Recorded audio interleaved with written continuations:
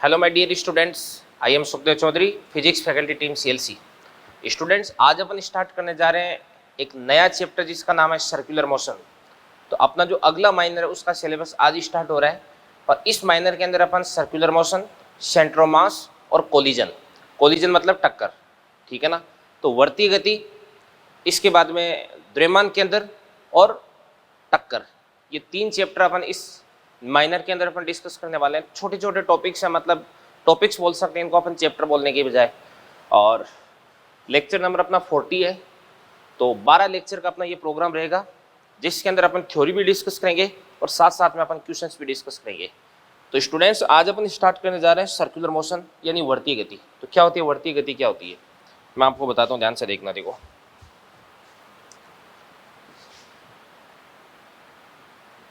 सबसे पहले आपको बताता हूं मैं वर्तीय गति क्या होती है। ध्यान से देखना। देखो, किसी भी पार्टिकल की ऐसी गति जिसमें उसकी किसी निश्चित बिंदु से जो दूरी है वो हमेशा नियत रहती है। तो अपन बात करते हैं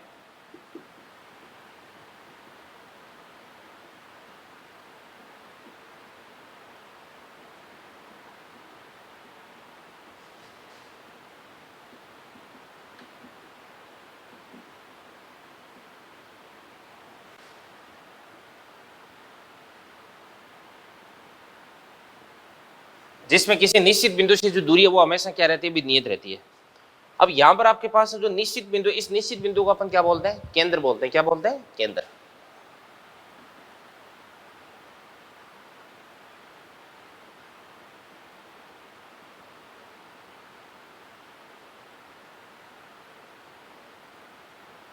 सेंटर। और ध्यान से देखना, देखो ये जो दूरी होती है निश्चित बिंदु से हमेशा दूरी नियत रहती है। तो ध्यान से देखना, देखो ये जो नियत दूरी है, इस नियत दूरी को अपन बोलते हैं त्रिज्या।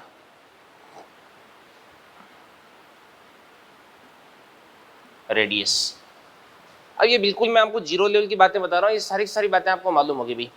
जैसे मान के इसलिए ये अपना वर्त हो गया, ठीक है ना। अब कोई पार्टिकल है, मान के इसलिए इस पथ पर अगर गति करता है तो इसको अपन क्या बोलते हैं भाई, वर्ती गति बोलते हैं। तो ये तो क्या हो जाएगा आपके पास सेंटर हो जाएगा, इसको अपन बोल देंगे सी। और इसके बाद में मान के इसलिए ये आपके पास कोई पॉइंट है पी, ये पार्टिकल की पोजीशन है, इसको अपन बोलेंगे पी। तो सी से पी की जो डिस्टेंस है इसको अपन क्या बोलते हैं, आर। यानी ये क्या हो जाएगी आपके पास त्रिज्या। और इसके बाद में यहाँ से लेकर के यहाँ तक ये वाली जो डिस्टेंस है इसको अपन क्या बोलते हैं, डायमीटर यानी व्यास हो जाएगा। तो अपन बात करते हैं व्यास। व्यास जो होता है आपके पास डायमीटर बराबर क्या होता है आपके पास 2 टाइम्स ऑफ रेडियस। त्रिज्या का दुगुना होता है ये। इसके बाद यहाँ से लेकर के यहाँ तक अगर आप एक पूरा चक्र काट दोगे तो इस पूरे चक्कर में तय की गई दूरी है उसी को अपन क्या बोलते हैं, परिधि बोलते हैं। यानी वर्ताकार पथ इसकी जो लंबाई है, इस लंबाई को अपन क्या बोलते हैं, परिधि बोलते हैं। क्या बोलते हैं, परिधि। तो परिधि बराबर कितना होता है आपके पास 2 पाई इंटू आर, ठीक है ना। ये बात होगी भी। अब देखो यहां पर पाई होता है, ये पाई क्या होता है, देखो ध्यान से। अगर मैं परिधि को किससे भाई, व्यास से डिवाइड कर देता हूं तो परिधि कितनी हो जाएगी आपके पास 2 पाई आर, और व्यास कितना हो जाएगा आपके पास 2 आर। तो ये आपके पास हो जाएगा पाई। और पाई की वैल्यू कितनी होती है आपके पास 22/7 होती है, जो कि कांस्टेंट होता है। पाई ये कांस्टेंट नंबर है भाई, एक नियत संख्या है। तो अपन बोल सकते हैं कि चाहे आपके पास वर्त है, जो सर्कल है, वो चाहे छोटा है चाहे बड़ा है, प्रत्येक सर्कल के लिए परिधि और व्यास इनका जो अनुपात है वो हमेशा क्या रहता है बेटा, नियत रहता है। क्या रहता है, नियत रहता है, ठीक है ना। क्योंकि परिधि बटा व्यास, चाहे छोटा सर्कल है चाहे बड़ा सर्कल है, वो किसके बराबर मिलेगा आपको, पाई के बराबर मिलेगा, ठीक है ना। तो ये अपना सर्कल हो गया अभी। इसके बाद में अपन बात करते हैं ध्यान से। जैसे कोई भी सर्कल है, उस सर्कल के बारे में, वर्त के बारे में और भी अपन कई सारी इंफॉर्मेशन देख सकते हैं। जैसे देखो ध्यान से कि अपने पास में कोई भी वर्त है और ये मान के चलेगा इस प्रकार से आपके पास में ये x हो गया, ये y हो गया, और जहां पर एक्स वाई दोनों एक दूसरे को काटते हैं वो मूल बिंदु होता है, तो मूल बिंदु को अपन लिख देंगे 0,0। इसके बाद ये इसका सेंटर हो गया, ये आपके पास इसका सेंटर हो चुका है, अभी सी हो गया। अब सी का अगर अपन बात करते हैं, सी का पोजीशन वेक्टर क्या हो जाएगा आपके पास है, इसको अपन बोलेंगे आर नॉट वेक्टर। तो यहां पर आपके पास है जो आर नॉट वेक्टर है, इसको अपन बोलेंगे X naught I cap plus Y naught J cap. ये आर नॉट वेक्टर हो गया। और आर नॉट वेक्टर क्या हो जाएगा बताओ, ये हो जाएंगे केंद्र के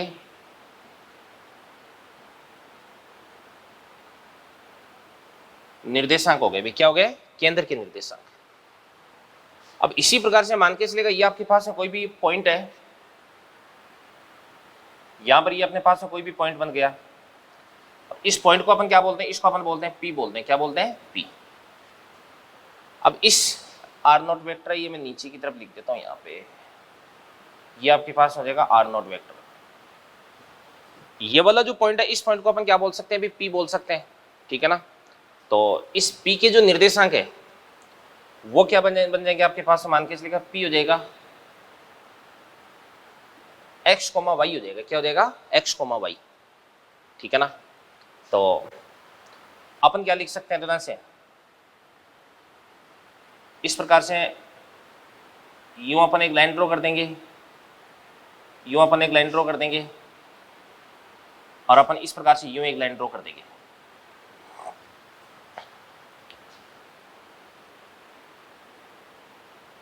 एक्स एक्स पे और वाई एक्स पर अपन क्या करते हैं, प्रोजेक्शन ड्रॉ कर देते हैं अभी, ठीक है ना। अब सुनना, मेरी बात सुनना ध्यान से।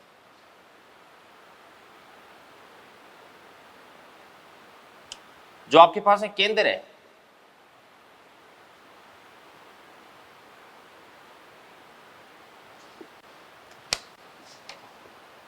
अब देखो ध्यान से, देखो यहां से लेकर के यहां तक की जो डिस्टेंस है वो कितने देगी आपके पास, x। और यहां से लेके यहां तक की जो डिस्टेंस है वो कितने देगी आपके पास, x नॉट हो जाएगी। तो ये वाली जो डिस्टेंस है, इस वाली डिस्टेंस को अपन क्या बोलेंगे, x माइनस क्या देगा आपके पास, x नॉट। इसी प्रकार से ध्यान से देखना, तो यहां से लेके यहां तक की जो डिस्टेंस है वो कितने देगी, y नॉट। और यहां से लेके यहां तक की जो डिस्टेंस है वो कितने देगी आपके पास, y। तो यहाँ पे इसको अपन क्या बोल सकते हैं, इसको अपन बोलेंगे y माइनस वाई नॉट हो जाएगा। अब यदि अपन इस सर्कल की बात करते हैं, इस वर्त की बात करते हैं, तो ये तो कितना देगा आपके पास, x माइनस एक्स नॉट।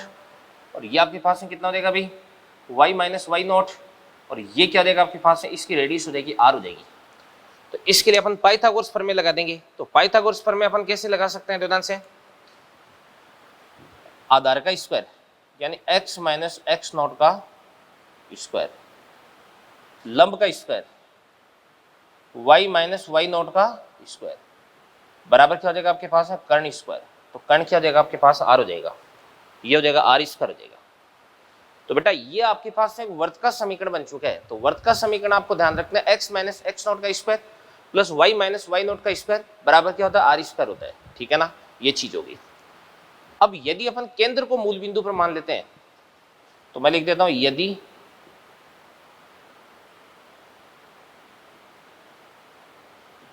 केंद्र मूल बिंदु पर है, तो इस स्थिति में x नॉट बराबर y नॉट बराबर कितना हो जाएगा, 0। तो एक्स स्क्वायर प्लस क्या हो जाएगा, वाई स्क्वायर बराबर क्या हो जाएगा आपके पास में, r स्क्वायर। ये बात होगी। तो x square plus y square बराबर क्या हो जाएगा आपके पास में, r स्क्वायर हो जाएगा, ठीक है ना। ये चीज होगी भी। इसके बाद में आगे बढ़ते हैं ध्यान से। अगर इस सर्कल का एरिया आपको निकालना है, तो एरिया कितना होता है आपके पास में, पाई आर स्क्वायर होता है। कितना होता है, पाई आर स्क्वायर होता है। अब देखिएगा ध्यान से, देखो जैसे मान के चलिएगा कोई भी सर्कल है, उसका इक्वेशन आपको दे रखा है। जैसे मैंने एग्जांपल दे दिया, एग्जांपल ये मैंने दे दिया इस प्रकार से, एक्स स्क्वायर प्लस क्या देगा आपके पास, वाई स्क्वायर बराबर क्या देगा आपके पास है 9। क्या मैंने ऐसे लिख दिया, माइनस का 9 बराबर कितना देगा आपके पास है 0।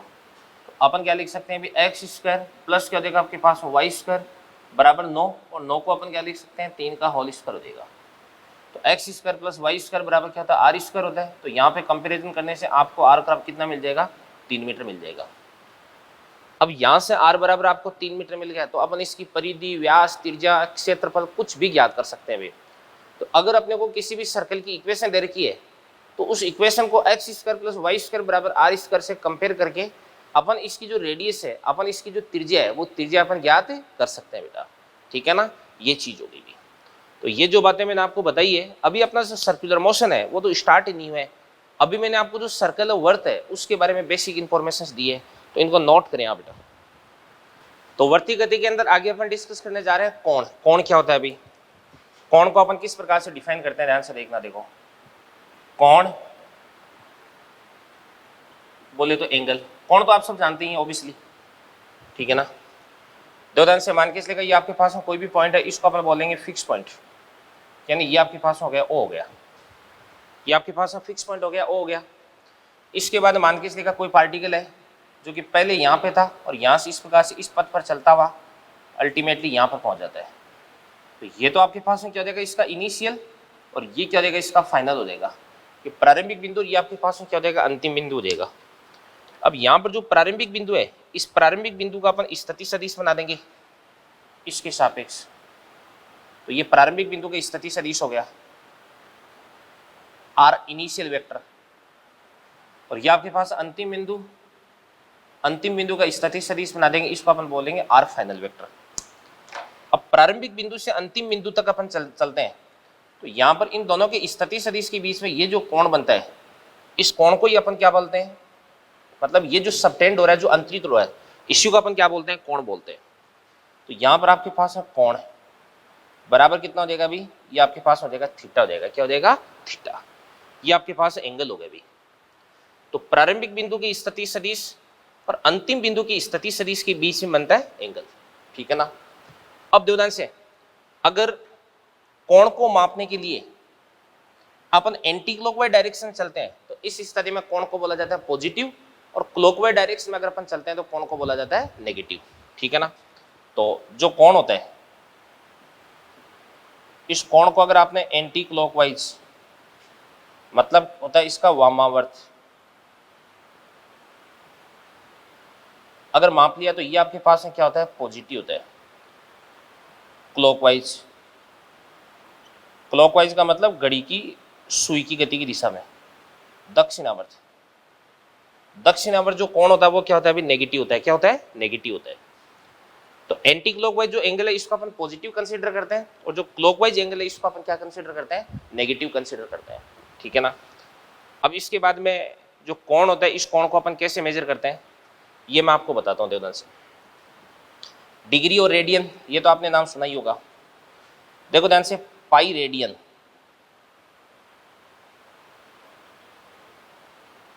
बराबर कितना होता है आपके पास, 180 डिग्री होता है। कितना होता है, 180 डिग्री।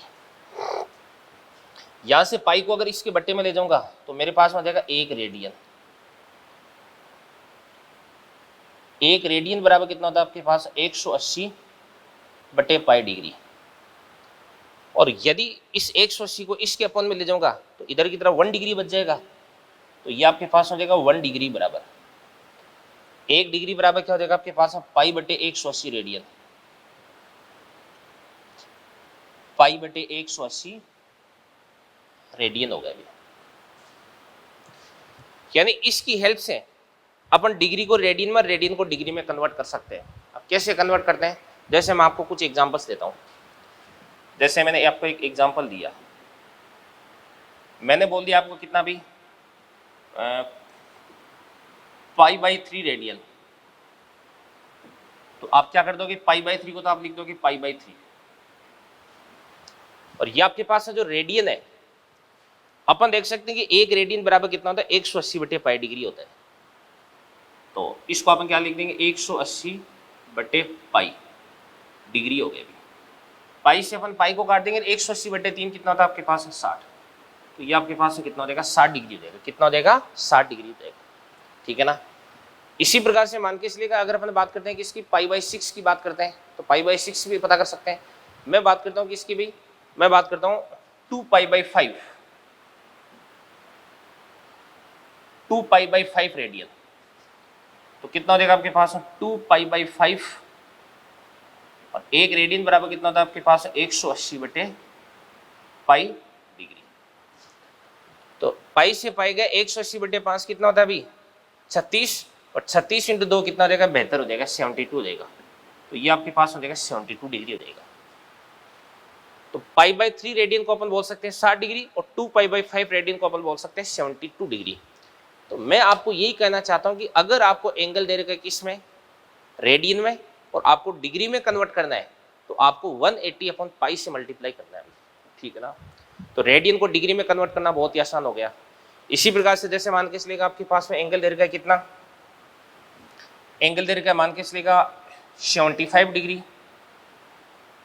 तो 75 डिग्री को अपन कैसे कन्वर्ट करेंगे भाई, 75 का तुका तो 75 हो गया। तो इसको अपन लिख सकते हैं 75 × 1 डिग्री, और 1 डिग्री को अपन लिख सकते हैं π/180 रेडियन। तो ये आपके पास हो जाएगा π/180 रेडियन, रेडियन हो गया। तो चलो करते हैं, कन्वर्ट करते हैं इसको। तो बराबर क्या बन जाएगा देवदान से, π/180। तो कैसे करते हैं इसको अपन बताओ, 15 से डिवाइड करते हैं। तो 15 से ये कितनी बार जाएगा बताओ, 15 से ये तो जाएगा 12 बार, और 15 से ये कितनी बार जाएगा 5 बार। कितनी बार जाएगा 5 बार, ठीक है ना। तो कितना हो जाएगा अभी 5π अपॉन कितना हो जाएगा आपके पास 12 रेडियन। तो 75 डिग्री को अपन इस प्रकार से रेडियन में कन्वर्ट कर सकते हैं। तो मैं आपको ये बता रहा हूं कि अगर आपको एंगल दे रखा है किसमें भी डिग्री में, तो उसको आप π/180 से मल्टीप्लाई करके आप इसको किस में कन्वर्ट कर सकते हैं भी, रेडियन में कन्वर्ट कर सकते हैं। तो डिग्री को रेडियन में, रेडियन को डिग्री में कन्वर्ट करना बहुत ही आसान काम हो चुका है भाई, ठीक है ना। इसके बाद में अपन आगे बढ़ते हैं देवदान से। एक एंगल मेजर करने का एक और तरीका होता है, कौन सा तरीका ये भी मैं आपको बता देता हूं। देखो, एक होता है 1 डिग्री, 1 डिग्री बराबर क्या होता है आपके पास है, ये होता है आपके पास 60 मिनट। यानी इसका मतलब हो जाएगा कि आपके पास 1 डिग्री बराबर 60 मिनट। मिनट के लिए ऊपर इस प्रकार से डैश लगाते हैं अपन। 1 मिनट बराबर क्या होता है आपके पास 60 सेकेंड, यानी 1 मिनट बराबर 60 सेकेंड। जो सेकेंड होता है ना, उसको अपन किस में कन्वर्ट कर, मतलब सेकेंड को डबल डैश से रिप्रेजेंट करते हैं अपन। तो अपन लिख सकते हैं इस प्रकार से 1 डिग्री बराबर क्या होता है आपके पास 60 मिनट, और 1 मिनट में कितने 60 सेकेंड, तो कितना देगा आपके पास 3600 सेकेंड। यानी आप देख सकते हैं कि भी 1 डिग्री कितना छोटा एंगल होता है। उस 1 डिग्री एंगल को अगर आपने 60 बराबर भागों में बांट दिया, तो आपको जो एंगल का छोटा सा पार्ट प्राप्त होगा, इस छोटे से पार्ट को अपन बोलते हैं 1 मिनट। क्या बोलते हैं, 1 मिनट बोलते हैं। और यदि 1 डिग्री को आपने 3600 भागों में बांट दिया, तो इस स्थिति में जो एंगल बनता है उसको अपन क्या बोलते हैं, 1 सेकेंड बोलते हैं। क्या बोलते हैं, 1 सेकेंड। तो आप समझ सकते हैं कि मिनट और सेकेंड ये कितने छोटे एंगल होते हैं। तो छोटे एंगल्स को मेजर करने के लिए ये अपन काम में लेते हैं अभी, ठीक है ना, ये चीज हो। इसके बाद में आगे बढ़ते हैं अपन देवदान से। कोई भी पार्टिकल है जो कि इस वर्ताकार पथ पर गति कर रहा है, ठीक है ना। तो क्या क्या चीजें होती है देखो आपको बता देता हूं मैं। वर्ताकार पथ पे गति कर रहा है, तो कोई पार्टिकल है ना, मान के चलेगा यहां से चक्कर लगाते हुए वापस यहाँ पर आ गया, यहाँ से चक्कर लगाते हुए वापस यहाँ पे आ गया, यानी इसने क्या कर दिया भाई, एक चक्कर। तो एक चक्कर में इसने कितना तो कोण तय किया है, बताओ कोण कितना तय कर दिया इसने, 360 डिग्री बोल दो, चाहे इसको आप बोल सकते हो 2π रेडियन। और कितनी इसने दूरी तय कर दी बताओ, दूरी आपके पास हो जाएगी 2πr हो जाएगी। ये तो एक चक्कर की बात हो गई भी। और यदि अपन बात करते हैं कि इसकी भी n चक्रों की बात करते हैं, n चक्कर, तो n चक्कर, तो n चक्कर के लिए अगर अपन बात करते हैं कोण की बात करते हैं, थीटा की बात करते हैं, तो थीटा बराबर कितना हो जाएगा अभी, देखो एक चक्कर में कितना कोण हो जाएगा 360 डिग्री, तो n चक्कर में कितना हो जाएगा, गुणा n कर दो, इंटू n कर दो, तो कितना हो जाएगा आपके पास है 360 इंटू n डिग्री, या आपके पास है थीटा बराबर कितना हो जाएगा बताओ, 2 पाई n रेडियन हो जाएगा अभी, ठीक है। और अगर अपन बात करते हैं कि इसकी दूरी की बात करते हैं, तो दूरी क्या हो जाएगी, दूरी, तो दूरी कितने देगी, एक चक्कर की कितनी होती है 2 पाई आर, तो n चक्रों की कितने देगी आपके पास 2 पाई आर इंटू एन, ये बात होगी भी, तो ये आपके पास n चक्रों की बात होगी। तो अभी ध्यान से देखना, देखो मैंने आपको जो सर्कल है, जो वर्त है, उसके बारे में कुछ बेसिक बातें आपको बताई है मैंने, ठीक है ना। तो ये कोण, और कोण को मापने के कौन कौन से तरीके होते हैं, कोण पॉजिटिव कब होता है, नेगेटिव कब होता है, डिग्री, रेडियन, मिनट, सेकंड, इनके बारे में मैंने आपको बताया, नोट करें इनको आप। तो चलिए इसके बाद में अब अपन स्टार्ट करने जा रहे हैं सर्कुलर मोशन, ठीक है ना। तो सबसे पहले सर्कुलर मोशन के अंदर अपन डिस्कस करते हैं भाई कोणीय विस्थापन।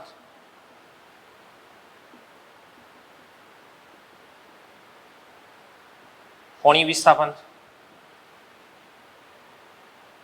इंग्लिश में इसको अपन बोलते हैं एंगुलर डिस्प्लेसमेंट। तो कोणीय विस्थापन क्या होता है, एक प्रकार का कोण ही होता है, एंगल ही होता है, ठीक है ना। जैसे मान के चलिएगा कोई पार्टिकल है, वो पार्टिकल इस प्रकार से यहां से पहले यहां पे था और बाद में यहां पे पहुंच गया, तो यहां से लेकर के यहां तक इसने जो भी कोण बनाया, इसको ही अपन क्या बोलते हैं, कोणीय विस्थापन बोलते हैं। ये आपके पास है थीटा हो गया अभी, ठीक है ना। तो ये कोणीय विस्थापन हो गया। अब इसकी जो त्रिज्या वो कितने देगी आपके पास, आर, आर इसकी त्रिज्या होगी, और यहां से ए से लेकर के बी तक की जो लंबाई है, इसको अपन क्या बोलते हैं भाई, एस बोलते हैं, ये चाप हो जाएगा, ठीक है ना। तो अपन जानते हैं कि कोण बराबर क्या होता है आपके पास है, चाप बटे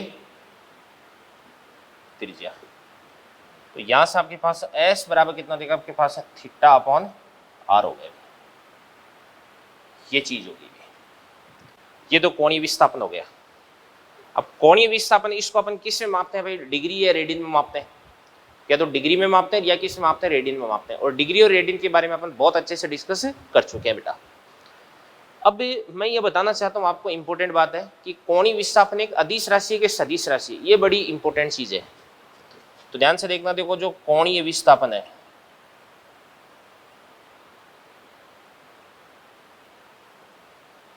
इसके जो बड़े मान है वो तो होते हैं अदिश राशि, और इसके जो अत्यल्प मान है, बहुत छोटे मान,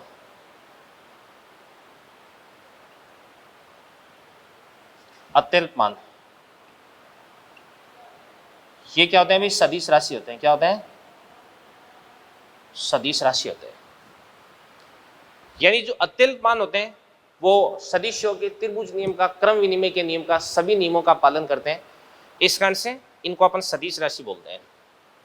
मतलब जैसे आपके पास है डी थीटा 1 वेक्टर प्लस क्या देगा आपके पास है डी थीटा 2 वेक्टर, बराबर क्या होता है आपके पास है डी थीटा 2 वेक्टर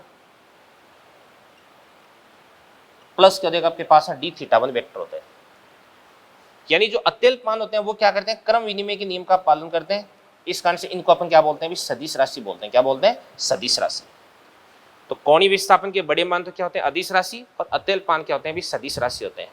ये अपना कोणीय विस्थापन कंप्लीट हो गया। अभी देखो मैंने आपको कोण के बारे में बहुत डिटेल से समझा दिया है, तो कोण के बारे में समझाने के बाद में कोणीय विस्थापन में कुछ नहीं बचता है, ठीक है ना। तो कोणीय विस्थापन अपना हो गया कंप्लीट, ठीक है। इसके बाद नेक्स्ट अपन बात करते हैं ध्यान से, कोणीय वेग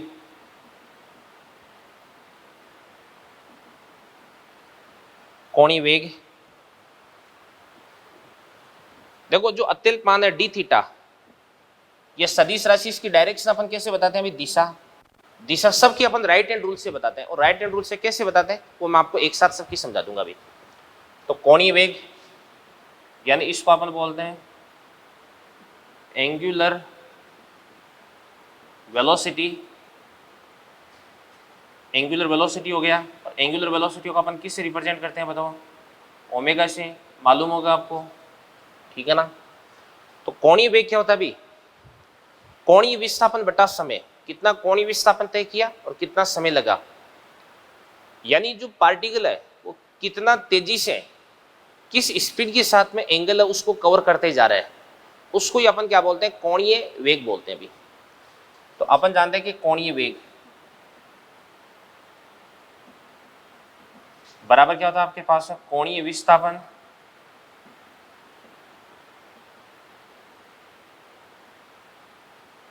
बटे क्या हो जाएगा आपके पास है, समय। तो कोणीय वेग बराबर क्या हो जाएगा आपके पास है, कोणीय विस्थापन बटा समय हो जाएगा, ठीक है ना। अब ये कोणीय वेग होता है, ये भी दो प्रकार का होता है अभी, एक तो होता है औसत कोणीय वेग और एक होता है तात्क्षणिक कोणीय वेग होता है। तो सबसे पहले अपन बात करते हैं इसके अंदर फर्स्ट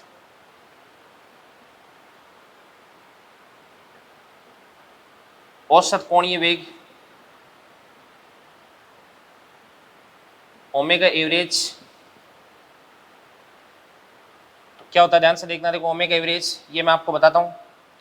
जैसे मान के इसलिए कोई पार्टिकल है जो कि वर्ताकार पथ में गति कर रहा है, ये तो आपके पास लाइन होगी जिसके साथ अपन एंगल मेजर करेंगे, रेफरेंस लाइन हो गई ये, और इस रेफरेंस लाइन पर अपन थीटा बराबर कितना लेते हैं, 0 डिग्री लेते हैं। रेफरेंस लाइन वो लाइन होती है जिससे अपन एंगल मेजर करते हैं, जिससे अपन कोण को मापते हैं भाई। तो सबसे पहले मान के इसलिए का पार्टिकल t1 समय पर तो यहां पर था, और उसके बाद t2 समय पर जो पार्टिकल है वो कहां पर आ जाता है, यहां पे आ जाता है। t2 समय पर जो पार्टिकल है वो यहां पर आ जाता है। तो ध्यान से देखना, देखो t1 समय पर इसका ये वाला जो एंगल है, इस वाले एंगल को अपन क्या बोल सकते हैं अभी, θ1। और t2 समय पर इसका ये जो एंगल है ये आपके पास क्या देगा, θ2 देगा। यानी t1 टाइम पर इसने θ1 कोण है वो तैयार कर लिया था, और t2 टाइम पर इसने θ2 कोण को तैयार कर लिया है। तो यहां से आपके पास आ जाएगा ओमेगा एवरेज बराबर डेल्टा थीटा बट्टे क्या हो जाएगा आपके पास है, डेल्टा टी। और डेल्टा थीटा क्या हो जाएगा आपके पास है, θ2 माइनस θ1 अपॉन क्या हो जाएगा आपके पास है, t2 माइनस t1 हो जाएगा। समझ में आ गई ना बात है। तो ये आपके पास ओमेगा एवरेज हो गया। इसके बाद नेक्स्ट अपन बात करते हैं किसकी भी, ये जो इसका मात्रक बता देते हैं। तो ओमेगा बराबर क्या होता है आपके पास है, थीटा बटे टी। थीटा क्या होता है रेडियन, और एंगल किस में मापते हैं, रेडियन में, और टाइम किस में देगा, सेकंड में। तो इसका मात्रक क्या हो जाएगा इसका बताओ, रेडियन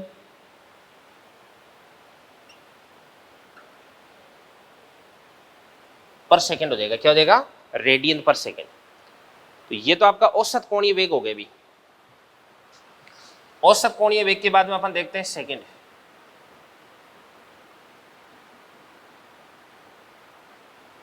तात्क्षणिक कोणीय वेग, यानी इसको अपन बोल सकते हैं इंस्टेंटेनियस एंगुलर वेलोसिटी। ये तात्क्षणिक कोणीय वेग हो जाएगा भी। अब तात्क्षणिक कोणीय वेग अपन कैसे निकाल सकते हैं देवदान से भाई, मान लो कि टी टाइम पर एंगल कितना है, थीटा। टाइम को हल्का सा आपको बढ़ाना है, टी प्लस डी टी करना है। तो एंगल कितना हो जाएगा आपके पास है, थीटा प्लस क्या हो जाएगा आपके पास है, डी थीटा। ठीक है ना। मतलब ये हुआ कि डी टी टाइम में इसने कितना एंगल कवर किया है, डी थीटा। तो अपन बोल सकते हैं डी थीटा बटे डी टी, ये क्या हो जाएगा आपके पास है, तात्क्षणिक कोणीय वेग। तो इसको अपन लिख सकते हैं ओमेगा बराबर क्या होता है आपके पास है, डी थीटा अपॉन क्या होता है आपके पास है dt होता है, और इसको अपन क्या बोल देंगे थीटा का t के सापेक्ष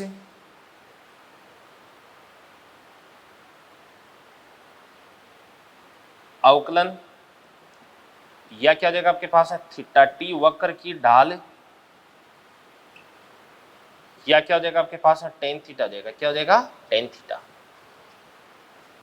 मतलब मैं ये कह रहा हूं कि अगर आपके पास में ये टी हो गया, ये थीटा हो गया, ये थीटा और टी के बीच में इस प्रकार से ग्राफ हो गया, तो अगर आपको किसी भी पर्टिकुलर टाइम पर आपको ओमेगा फाइंड आउट करना है, जैसे मान के चलिएगा इस समय पर मेरे को ओमेगा चाहिए, इस टाइम पर मेरे को ओमेगा चाहिए, तो सबसे पहले इस पर मैं क्या कर देता हूँ, इस प्रकार से क्षैतिज बना देता हूँ, इसके बाद यहाँ पर मैं स्पर्शिका बना देता हूँ। तो क्षैतिज और स्पर्शिका के बीच का कोण ज्ञात कर लेता हूँ थीटा, और इसके बाद इस थीटा का जो टेन थीटा है वो टेन थीटा ही अपने को किसको बताएगा भाई, ओमेगा को बताएगा। किसको बताएगा, ओमेगा को। जैसा कि इस ग्राफ से अपन देख सकते हैं कि ग्राफ इस प्रकार से ऊपर की तरफ जा रहा है, यानी इसका जो थीटा वो बढ़ रहा है, यानी टेन थीटा बढ़ रहा है, और टेन थीटा बढ़ रहा है तो ऑब्वियसली इसका जो कोणीय वेग है वो भी क्या हो रहा है, बढ़ रहा है। तो ये वाला जो ग्राफ है ये बढ़ते हुए कोणीय वेग के बारे में अपने को जानकारी दे रहा है, ठीक है ना। तो ये इतनी बातें मैंने आपको बताई है, तो इन सारी की सारी बातों को आप अच्छे से समझें, इनको आप नोट करें। तो देखिएगा अपन ने पढ़ा अभी भी कि ओमेगा बराबर क्या होता है आपके पास में, तो डी थीटा अपॉन क्या होता है आपके पास है डी टी। तो यहां से अपन क्या लिख सकते हैं अभी, इसको डी थीटा बराबर क्या हो जाएगा आपके पास ओमेगा डी टी। इसके बाद में दोनों तरफ से इसका अपन क्या करेंगे समाकलन, तो टाइम कितना हो जाएगा आपके पास है t1, और ये टाइम कितना हो जाएगा t2, ये एंगल कितना हो जाएगा थीटा 1, और ये कितना हो जाएगा आपके पास है थीटा 2। तो डी थीटा का समाकलन क्या हो जाएगा आपके पास है थीटा, तो थीटा 2 माइनस थीटा 1, यानी इसको अपन बोलेंगे डेल्टा थीटा, और डेल्टा थीटा बराबर क्या हो जाएगा थीटा 2 माइनस थीटा 1 बराबर क्या हो जाएगा आपके पास omega D T from t1 to t2। तो इसको अपन क्या बोल सकते हैं भाई, ओमेगा का टी के सापेक्ष समाकलन। मतलब यह है कि अगर आपने कोणीय वेग का समय के सापेक्ष समाकलन कर दिया तो आपको क्या प्राप्त हो जाए, कोणीय विस्थापन प्राप्त हो जाता है। क्या प्राप्त हो जाता है, कोणीय विस्थापन। या इसको अपन क्या बोल सकते हैं अभी, ओमेगा टी वक्र द्वारा अंतरित क्षेत्रफल। मतलब ये हो गया कि ये ओमेगा और टी के बीच में ऐसा कोई भी ग्राफ है, ये तो टाइम कितना देगा आपके पास है t1, और ये टाइम कितना देगा आपके पास है t2। तो t1 से लेकर के t2 तक ओमेगा टी ग्राफ है, इसके द्वारा जो एरिया बन रहा है वो एरिया ही किसको बताएगा अभी, डेल्टा थीटा को, यानी कोणीय विस्थापन को बताएगा। किसको बताएगा, कोणीय विस्थापन को। भाई बातें वही है, विस्थापन का अवकलन करोगे तो वेग, वेग का समाकलन करोगे तो विस्थापन, कोणीय विस्थापन का अवकलन करोगे तो कोणीय वेग, और कोणीय वेग का समाकलन कर दोगे तो कोणीय विस्थापन आ जाएगा, ठीक है ना। तो वही बातें, कोई नई बात नहीं बता रहा मैं यहाँ पर आपको। कोणीय वेग के बाद में अगली चीज अपन पढ़ने जा रहे हैं कोणीय त्वरण। इंग्लिश में इसको अपन बोलते हैं एंगुलर एक्सलेरेशन। एंगुलर एक्सलेरेशन इसको अपन किससे लिखते हैं अभी, एल्फा से। किससे लिखते हैं, एल्फा। तो कोणीय त्वरण क्या होता है अभी, कोणीय वेग में परिवर्तन की दर है, उसी को अपन क्या बोलते हैं, कोणीय त्वरण बोलते हैं। यानी कोणीय वेग में परिवर्तन बटा लगा समय, यानी ये अपने को ऐसे बता रहा है कि किसी भी पार्टिकल की जो एंगुलर वेलोसिटी, जो कोणीय वेग, वो कितना तेजी से परिवर्तित हो रहा है, कितना तेजी से इसकी जो कोणीय चाल है वो बढ़ रही है, उसी को अपन क्या बोलते हैं, कोणीय त्वरण बोलते हैं भी, ठीक है ना। तो अपन लिख देंगे कोणीय त्वरण बराबर कोणीय वेग में परिवर्तन बटा लगा समय ठीक है ना। मतलब ये वाक्य जैसे मान के चलेगा, यहां पर t1 टाइम पर कोणीय वेग कितना था ओमेगा 1, और t2 टाइम पर कोणीय वेग कितना हो जाएगा आपके पास ओमेगा 2। तो यहां पर कोणीय वेग में परिवर्तन कितना हो गया आपके पास ओमेगा 2 माइनस क्या हो जाएगा आपके पास ओमेगा 1, और टाइम कितना लग गया अभी, टाइम लग गया आपके पास t2 माइनस क्या हो जाएगा t1, यानी डेल्टा ओमेगा बटे क्या हो जाएगा आपके पास है डेल्टा टी। इसको अपन क्या बोलते हैं, औसत कोणीय त्वरण बोलते हैं, एल्फा एवरेज हो गया अभी। तो ये तो देगा आपके पास औसत कोणीय त्वरण यानी एल्फा एवरेज, ये बात होगी। अरे जैसे औसत त्वरण अपन पता करते थे V2 माइनस V1 अपन T2 माइनस T1, ठीक है ना। तो वैसे ही बातें वही है जो अपन ने 1D के अंदर डिस्कस की थी, कोई नई बात नहीं है यहाँ पे, ठीक है। इसके बाद में सेकंड एक होता है आपके पास है तात्क्षणिक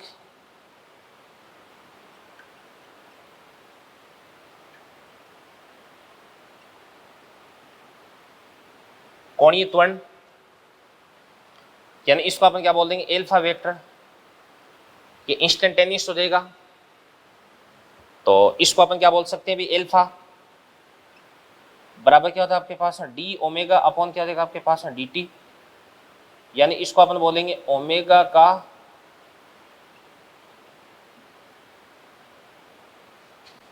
टी के सापेक्ष अवकलन हो गया। ये क्या हो जाएगा आपके पास ओमेगा का टी के सापेक्ष अवकलन, या इसको अपन बोलेंगे ओमेगा टी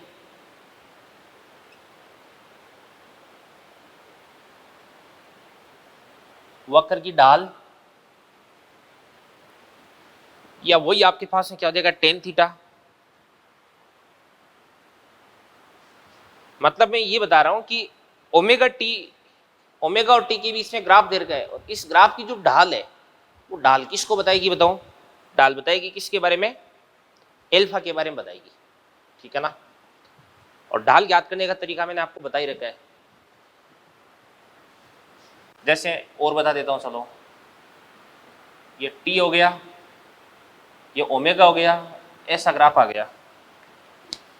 अब किसी को मान के चलेगा इस पॉइंट पर आपको ढाल याद करनी है, इस पॉइंट पर।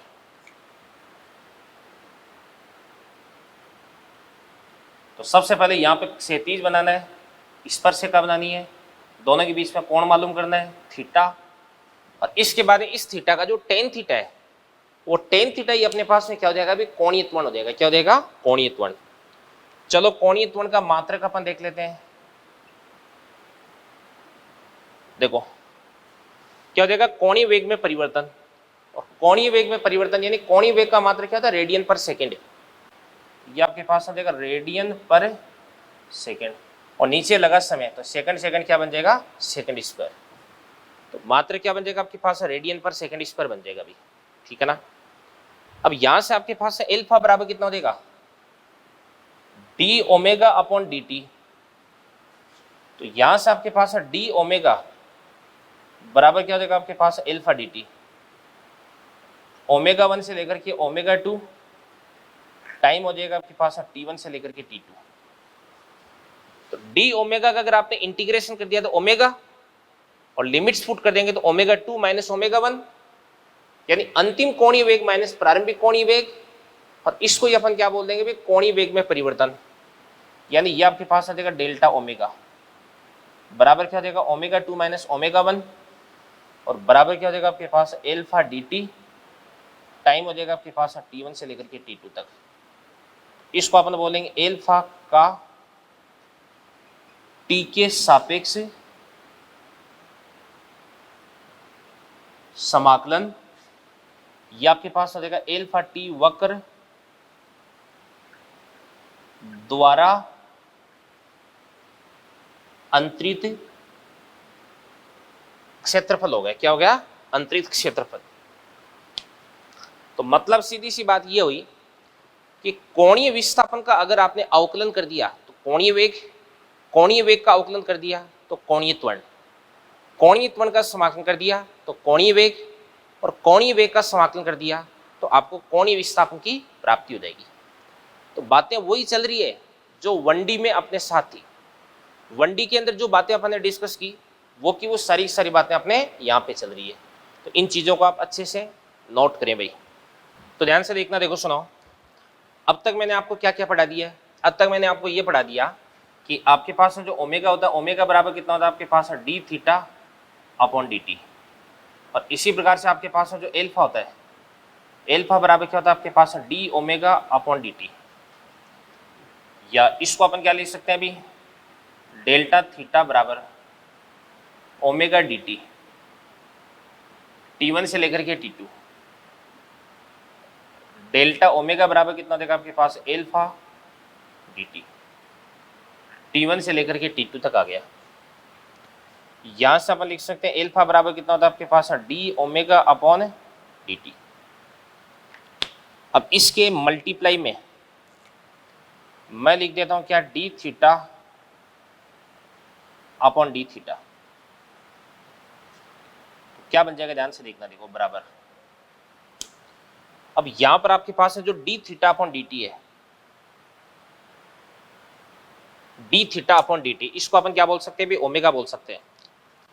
तो यहां से आपके पास क्या बन जाएगा, देखो ध्यान से, एल्फा बराबर डी थीटा बटे डी टी क्या हो जाएगा आपके पास omega, D omega upon D theta. और इसको अपन क्या बोल सकते हैं भी, चेन रूल बोल सकते हैं। क्या बोल सकते हैं, चेन रूल। मतलब ये बात तो अपन ने 1D में भी पढ़ी थी, अगर आपको याद है तो। क्या था आपके पास में, ए बराबर क्या था आपके पास में, वी डीवी अपॉन डीएस था ना, ए बराबर वी डीवी अपॉन डीएस था। तो वही बात हो गई भी, ठीक है।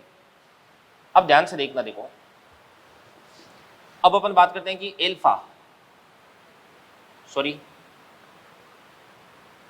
कोणीय विस्थापन यानी डी थीटा, कोणीय वेग यानी ओमेगा, और कोणीय त्वरण यानी एल्फा, इनकी दिशा, ये दिशा मैं आपको बताने वाला हूं, ध्यान से देखना। देखो सबसे पहली बात है कि कोणीय विस्थापन, कोणीय वेग और कोणीय त्वरण ये सारे के सारे अक्षीय सदिश होते हैं, इनकी डायरेक्शन किधर की तरफ होती है, अक्ष के अनुदिश होती है। तो अपन लिख देंगे डी थीटा, ओमेगा और एल्फा, ये क्या है भी, ये है अक्षीय सदिश। मतलब इनकी जो दिशा है वो होती है अक्ष के अनुदिश। और इनकी दिशा अपन कैसे ज्ञात करते हैं भाई, दाहिने हाथ के नियम से पता लगाते हैं, राइट हैंड रूल से पता लगाते हैं। तो इनकी जो दिशा है वो राइट हैंड रूल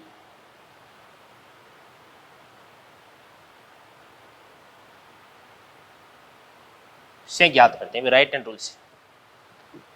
अब राइट हैंड रूल से अपन कैसे ज्ञात करते हैं ये मैं आपको बता देता हूं, ध्यान से देखना। देखो ये मान लो कि कोई भी पार्टिकल है जो कि वर्ताकार पथ में गति कर रहा है, इस प्रकार से यूं,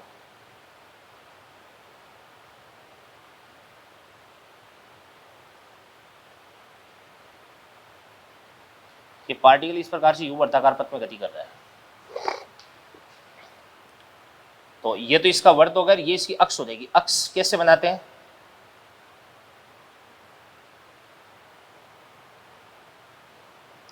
ये अक्ष होगी। इसको अपन क्या बोलते हैं, अक्ष बोलते हैं। क्या बोलते हैं, अक्ष, एक्सिस, ठीक है।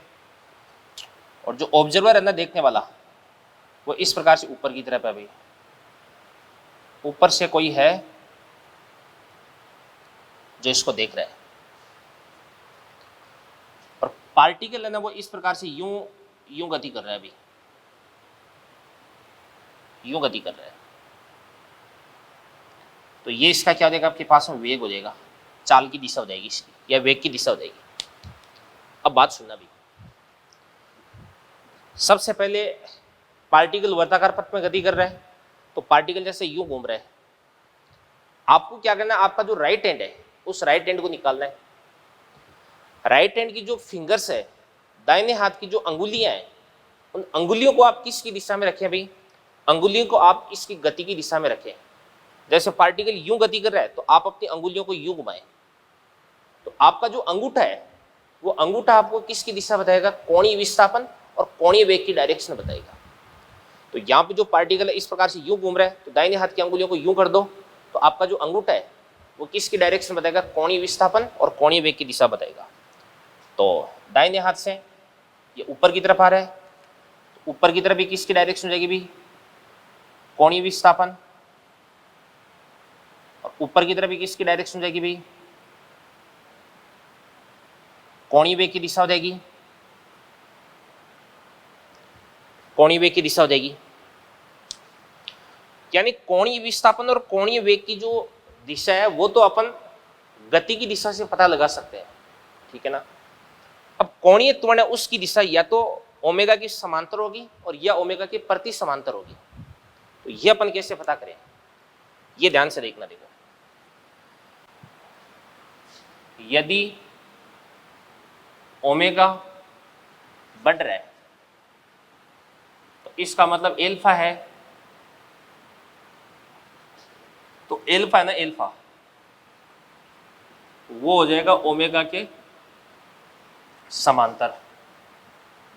और यदि जो ओमेगा है वो क्या हो रहा है, अभी घट रहा है, तो इस स्थिति में एल्फा है वो हो जाएगा ओमेगा के प्रति समांतर, ठीक है ना। इसका मतलब ये हुआ कि अगर इसका ओमेगा कांस्टेंट हो गया, अगर इसका ओमेगा कांस्टेंट हो गया तो इस स्थिति में एल्फा कितना हो जाएगा, 0, एल्फा है ही नहीं। अगर ओमेगा बढ़ रहा है, ओमेगा का परिमाण बढ़ रहा है यानी तेजी से घूम रहा है, इसके घूमने की जो स्पीड है वो तेज हो रही है, तो इस स्थिति में एल्फा भी ऊपर की तरफ हो जाएगा। और यदि ओमेगा घट रहा है तो इस स्थिति में एल्फा किधर की तरफ हो जाएगा, नीचे की तरफ हो जाएगा। समझ में आ गई ना बात है, ये चीज। तो ये मैं आपको बताना चाह रहा हूं भाई, मतलब इस स्थिति में ओमेगा किधर की तरफ हो जाएगा, इस प्रकार से ऊपर की तरफ, ये ओमेगा हो गया, और एल्फा भी किधर की तरफ हो जाएगा, ऊपर की तरफ, ये एल्फा हो गया।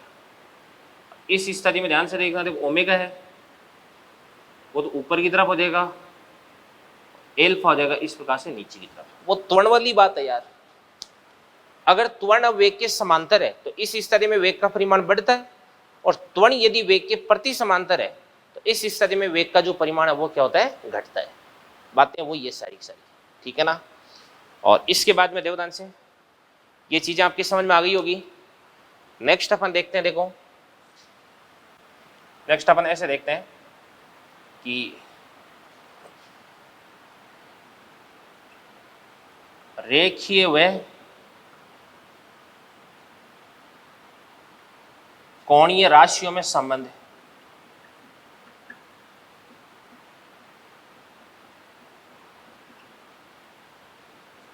रेखीय व कोणीय राशियों में संबंध। देखो ध्यान से, जैसे कोण बराबर क्या होता है, चाप बटा त्रिज्या, तो आपके पास चाप बराबर क्या देगा, आपके पास कोण इंटू त्रिज्या। तो एस बराबर क्या होता है आपके पास है, थीटा इंटू आर हो जाएगा। एस का अवकलन कर देंगे v बराबर थीटा का कर देंगे, क्या देगा आपके पास है ओमेगा, आर का क्या देगा आपके पास आर। तो v बराबर क्या देगा आपके पास ओमेगा इंटू आर। v का क्या देगा आपके पास अवकलन a, ओमेगा का अवकलन क्या देगा एल्फा, आर का क्या देगा आपके पास आर। तो थीटा बराबर एस बराबर थीटा इंटू आर, वी बराबर ओमेगा इंटू आर, और ए बराबर क्या होता है आपके पास एल्फा इंटू आर हो जाएगा। सदिश रूप में लिखना चाहें तो आपके पास मिल जाएगा वी वेक्टर बराबर ओमेगा वेक्टर क्रॉस क्या होता है आपके पास आर वेक्टर होता है, और उसी प्रकार से ए वेक्टर बराबर एल्फा वेक्टर क्रॉस क्या होता है आपके पास आर वेक्टर होता है। अब आपको पता है कि कोई भी पार्टिकल अगर वर्ताकार पथ पर गति करता है तो वर्ताकार पथ पर गति करते हुए पार्टिकल के लिए त्वरण दो प्रकार के होते हैं, एक तो होता है स्पर्शरेखीय त्वरण और एक होता है अभिकेंद्रित त्वरण। इसके बारे में डिटेल से डिस्कशन है, वो तो अपन अगले लेक्चर पे करेंगे। बट एक बार आपको ये सोच लेना है कि यहाँ पर आपके पास में जो ए वेक्टर बराबर alpha vector cross r vector है, तो ये एल्फा क्रॉस आर ये कौन सा त्वरण है, ये स्पर्शरेखीय त्वरण है कि अभिकेंद्रित त्वरण है, ये आपको सोचना है भाई, ठीक है ना। तो आज के लेक्चर की अगर अपन बात करें तो मैंने आपको पढ़ाया सबसे पहले सर्कुलर मोशन, इसका बेसिक, वर्ताकार गति इसका मैंने बेसिक आपको बताया, फिर उसके बाद कोणीय विस्थापन, कोणीय वेग, कोणीय त्वरण, इनकी डायरेक्शन, इनके बीच में रिलेशन, ये सारी की सारी चीज़ें मैंने आपको पढ़ाई है। तो इसी के साथ में आज का अपन ये लेक्चर है ये फिनिश करते हैं। तो thank you very much, all the best. इन सारी की सारी चीज़ों को एक बार आप अच्छे से नोट कर लें